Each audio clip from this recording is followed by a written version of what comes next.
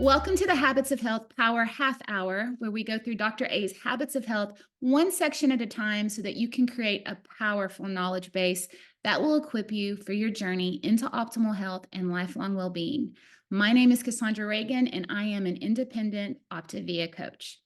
So today, we are continuing with section 2.3 of Dr. A's Habits of Health entitled The Catalyst to Reaching a Healthy Weight, Healthy Fuelings.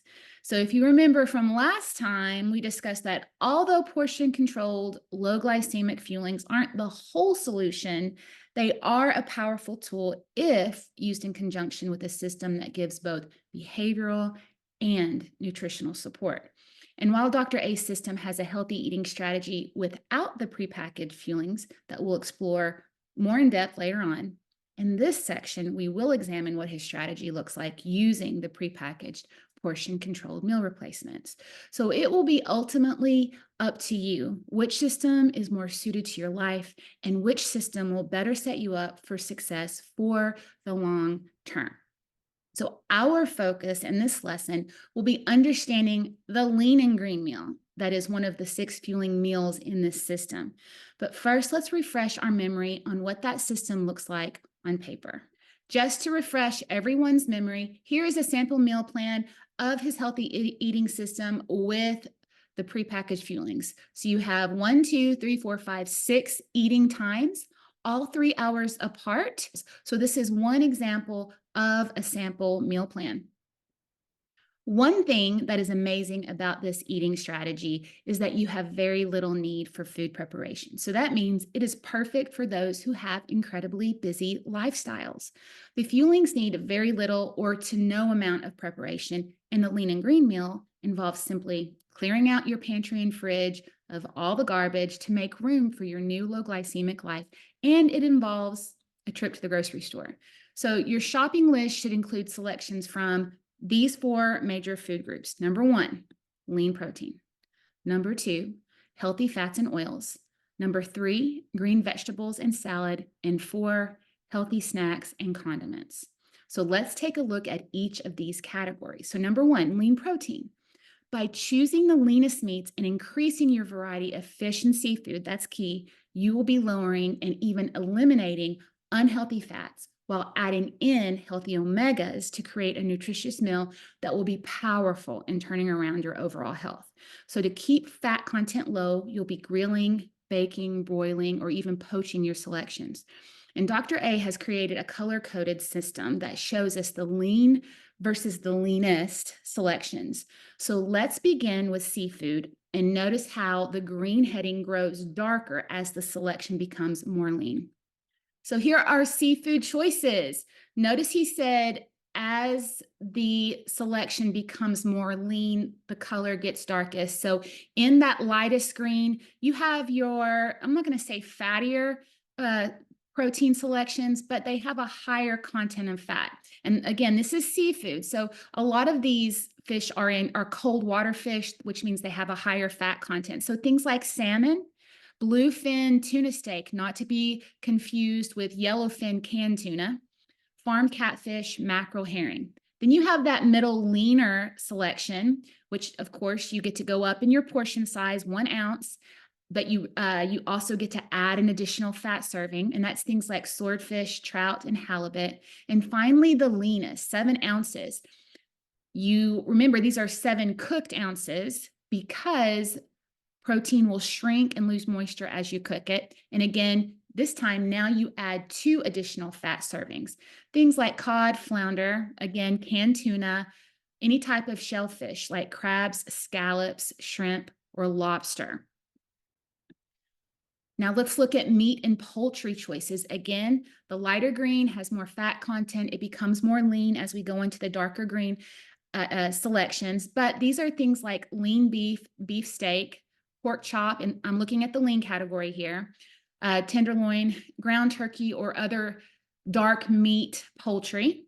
Okay. The leaner category, again, 6 ounces for this one, and you add 1 additional fat. Any of the white meat of poultry, ground turkey. And then you have the leanest selection. That's things like elk, deer, buffalo, ground turkey, or other 98% or more lean meat. And finally, meatless options. So this is for your vegetarians out there. You can have 3 whole eggs, but I want you to notice that it says limit to once per week. That's due to cholesterol. 15 ounces of tofu. That leaner selection, 15 ounces of tofu, except extra firm. Now you can have 2 whole eggs and add 4 egg whites. And then you would add an additional fat serving, right? And then the leanest, 14 egg whites, 2 cups of egg beaters. Now let's move on to healthy fats and oils. One of the biggest shifts in the health industry is that we finally understand how critical it is to weight loss and overall health that we get an appropriate amount of healthy fats in our daily diet. And the biggest improvement in the modern meal replacement fueling systems is that they now ensure that users get the right amount of healthy fats.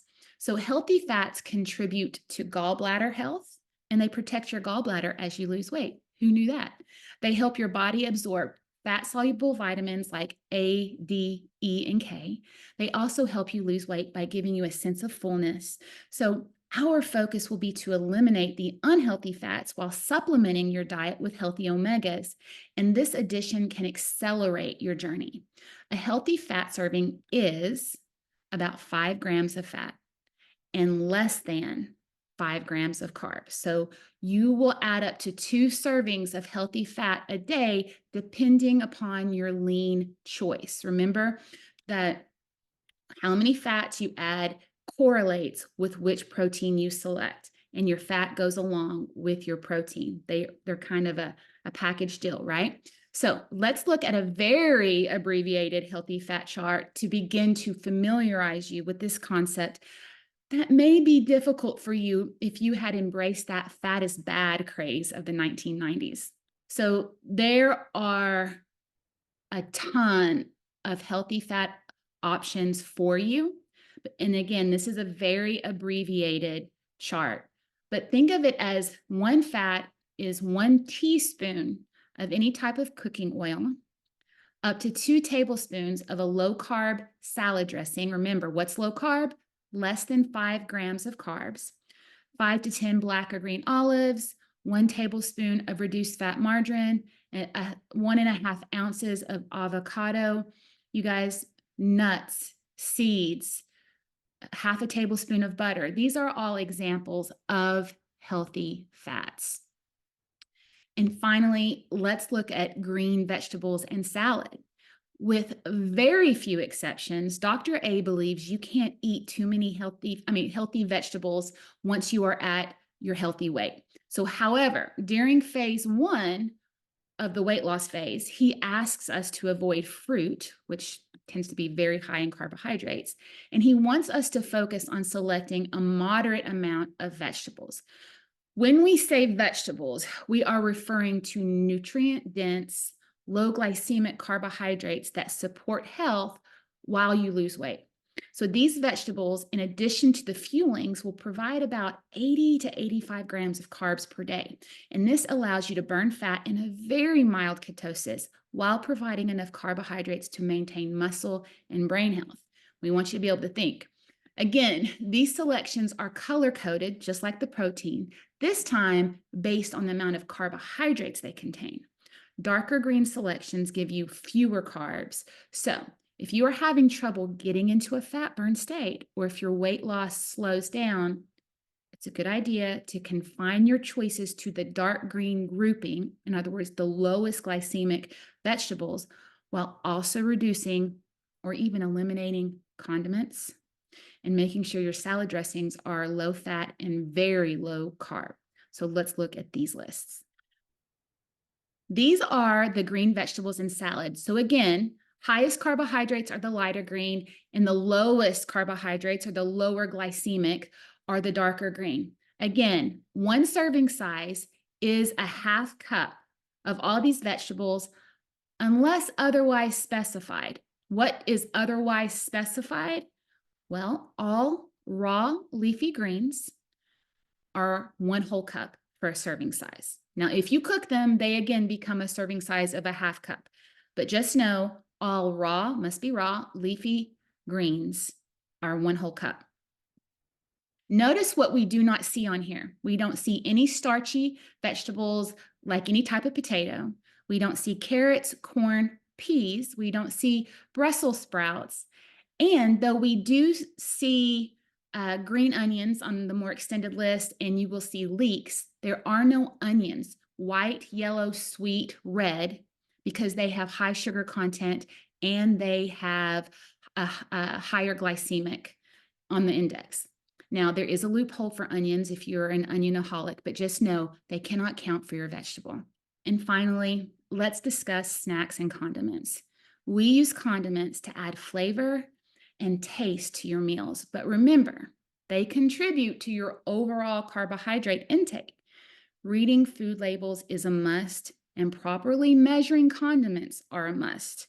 There's no eyeballing anything. A condiment should contain no more than 1 gram of carb. Or another way of saying this is that it should contain 1 carb or less. If it says 0 carbs, that does not mean it's an eat all you want condiment. Okay, why? Due to FDA rounding rules, food labels can have slightly less than 1 carb and they can put 0 on the label. So just because it says 0, that doesn't mean it's 0. It means less than 1.0. Again, let's look at the chart. You guys, these are just examples of what condiments, anything for a serving size that is 1 carb or less, you can count. Now, this is what I tell my clients. The old parameters for this used to be 30 calories or less and 1 gram of carb. But they simplified this. They want to make this as easy as possible.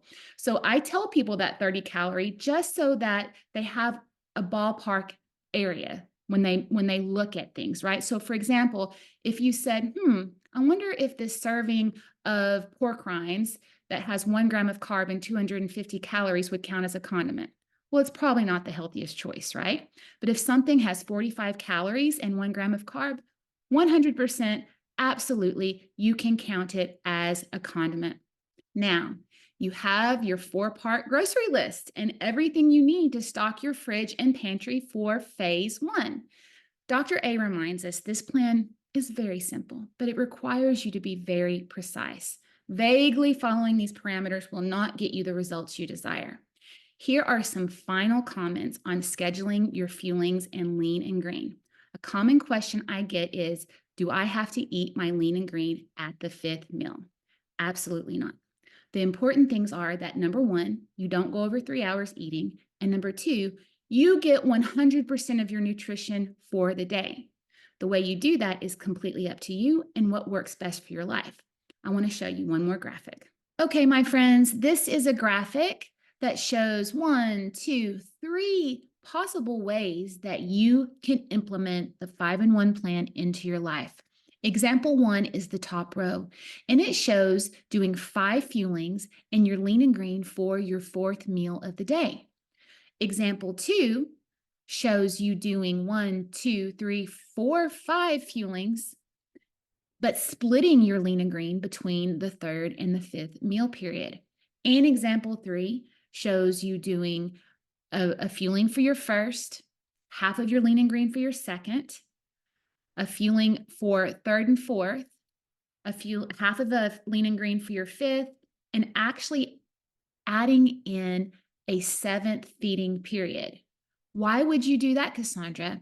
This would be an excellent solution to someone who experiences very long days due to an uncontrollable circumstance or uncontrollable work situation. Well, that's it for today, my friends. Next time, we'll finish section 2.3 by highlighting how hydration fits into the 5-in-1 and sharing the checklist and secrets to success for this strategy. If you have enjoyed this video, don't forget to like and subscribe to my channel and share this video with your friends who need greater health in their lives. Have a blessed week, and I'll see you next time.